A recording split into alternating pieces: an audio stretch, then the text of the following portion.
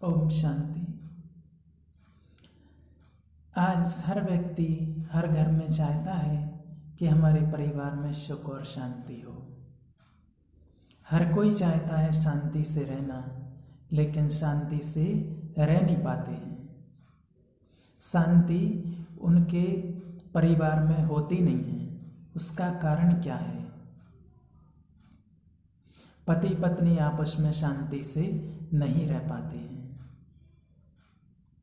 तो उसका एक ही कारण है, जहाँ समर्पण भाव है वहीं शांति और सुख है। जहाँ से परिवार में आपस में पति पत्नी में समर्पण भाव रहता है, वहाँ स्वर्ग है। सास बहू में समर्पण भाव है, स्वर्ग है।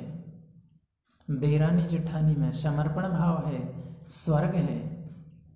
जहाँ से तर्क की शुरुआत होती है, वहीं से नरक की शुरुआत होती है।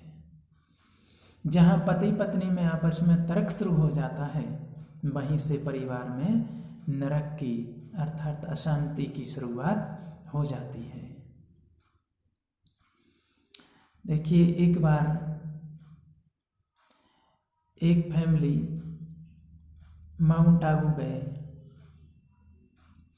उनके बच्चे की शादी हुई थी, तो वो अपने साथ में बहू और बेटे को माउंट आबू ले गए। वहाँ पर हमारे एक दीदी जी से मिले और उनकी माँ कहने लगी, दीदी हमारे बच्चे और बहू गृहस्थी में प्रवेश कर रहे हैं, इनको आप ऐसा आशीर्वाद दीजिए कि इनकी गृहस्थी हमेशा सुखी रहे और इनके घर में शांति हमेशा बनी रहे। तो दीदी जी ने कहा, आपको ज़्यादा कुछ करने की ज़रूरत नहीं है, ना कोई मंत्र पढ़ने की ज़रूरत है, ना कुछ करने की ज़रूरत है सिर्फ समर्पण भाव की।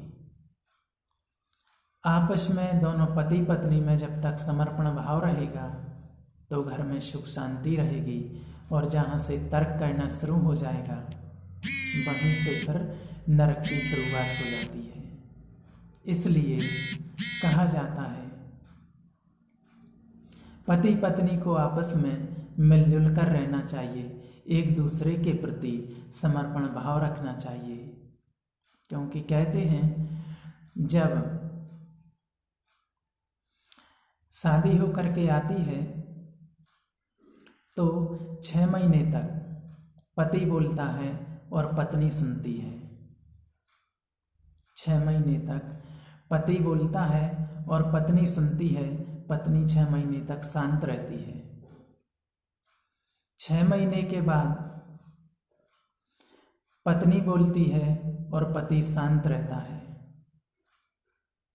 और 1 साल के बाद दोनों बोलते हैं और पड़ोसी सुनते हैं। क्योंकि दोनों आपस में लड़ते झगड़ते हैं और पड़ोसी सुनते हैं, तो इसलिए वहाँ से तर्क शुरू हो जाता है, तो घर में अशांति और नरक की शुरुआत हो जाती है। इसलिए हमें कभी भी ये ध्यान रखना है, परिवार में सुख शांति के लिए आपस में स्नेह प्यार से और मिलजुल करके ही रहना है। क्योंकि जब शांति से रहेंगे तभी परिवार में शांति आएगी, और कहीं से शांति आने वाली नहीं है। जरा जरा सी बातों में तर्क नहीं करना है, जरा जरा सी बातों में लड़ाई झगड़े शुरू हो जाते हैं। कहते हैं एक बार पति नहाने के लिए जा रहा था, तो उसने अपनी पत्नी से कहा कि मुझे नहाना है, चाय बनाओ। तो पत्नी कहती है कि चाय पीने के लिए होती है, नहाने के लिए नहीं। जैसे पति ने बोला कि चाय बनाओ, तो पत्नी कहती है क्यों? तो पति कहता है मुझे नहाना है। तो पत्नी कहती है कि चाय पीने के लिए होती है, नहाने के लिए नहीं। तो पति कहता है कि जब तुझे पता है कि चाय पीने के लिए होती है, फिर उसमें तर्क क्यों? पूछ क्यों रही हो कि क्यों? चाय पीने के लिए होती है। तो जरा जरा सी बातों में और बड़े बड़े तर्क शुरू हो जाते हैं और पता ही नहीं चलता है कि हम कहाँ से बोलते बोलते कहाँ पहुँच जाते हैं, और छोटी छोटी गलतियाँ बड़ा बड़ा रूप धारण कर लेती हैं। इसलिए सुख और शांति हमारे परिवार में चाहिए, तो आपस में मिलजुल करके स्नेह प्यार से रहना है, क्योंकि दूसरा नहीं बदलेगा। आज हम सोचते हैं कि परिवार में शांति आ जाएगी, सामने वाला बदल जाए, सामने वाला नहीं बदलेगा। पति सोचता है पत्नी बदल जाए तो शांति आ जाएगी, पत्नी सोचती है पति बदल जाए तो शांति आ जाएगी, फिर दोनों पति पत्नी मिलकर के सोचते हैं कि बच्चे बदल जाएं तो परिवार में शांति आ जाएगी। लेकिन बदलने की कोशिश कोई नहीं करता है, बस एक दूसरे पर उंगली उठाते रहते हैं और एक दूसरे को बदलने की कोशिश करते रहते हैं। लेकिन हमें स्वयं बदलना है, सामने वाला नहीं बदलेगा। अगर हमें अपनी जिंदगी को, जीवन को सुखमय और आनंदमय बनाना है तो हमें स्वयं को बदलना है, ना कि दूसरों को बदलने की कोशिश करनी है। ठीक है। ओम शांति।